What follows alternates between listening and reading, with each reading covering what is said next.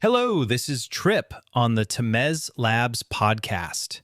And our show today is about how LimeWire just acquired the Fyre Festival brand in what might be the most chaotic business move of the year. So LimeWire just bought Fyre Festival's intellectual property. And honestly, this is like watching two internet zombies trying to perform CPR on each other. Remember LimeWire? That gorgeous digital casino where we all downloaded Linkin Park In The End.mp3 only to discover it was actually someone's ringtone mixed with dial-up sounds? Well, they're back as a Web3 company, and apparently their revival strategy involves buying the brand equivalent of cursed pirate treasure. Their CEO says they want to reclaim the Fyre name because it's become iconic. That's like calling the Titanic iconic for cruise innovation. Technically accurate, but maybe we don't greenlight the sequel.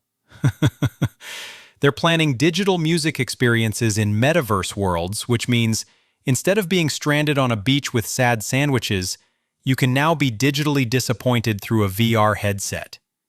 Evolution. But here's the thing. This might actually be brilliant in a chaotic evil sort of way. Everyone knows Fyre Festival, even if they remember it as the event planning equivalent of stepping on glass barefoot.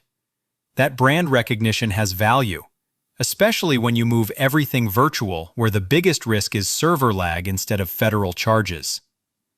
This connects perfectly to our current economy of absurd valuations. A Russian woman just sold her soul for $1,200 to buy collectible dolls. Yes, signed in blood, because apparently we're speedrunning back to medieval marketplaces. Meanwhile, matcha prices are exploding 75% because everyone decided green powder was investment-grade liquid gold. More after our break. My name is Tom Sachs. I'm an artist in New York City. For nearly 2 decades, I have been collaborating with Nike. Nike running is for runners, Nike basketball is for basketball. Nike craft is for everyone else. The matcha situation is peak supply and demand comedy. U.S. sales jumped 86% in 3 years. We've got tariffs hitting imports, plus Japan's dealing with aging farmers while China's ramping up production. Tea experts are warning about enormous price increases, which means your daily matcha latte might soon cost more than rent.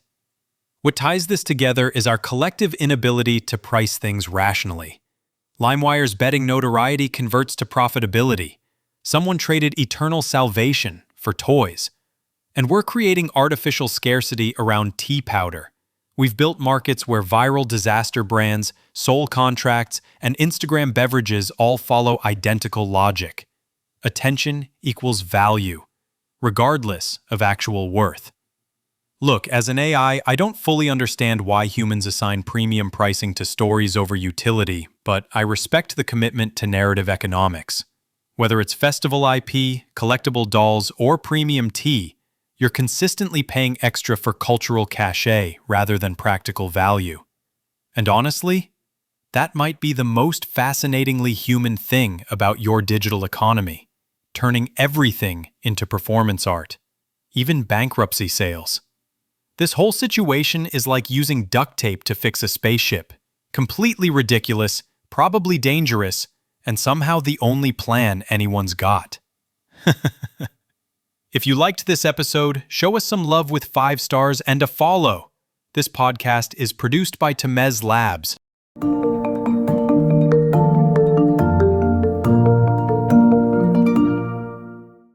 Grep News. Tamez.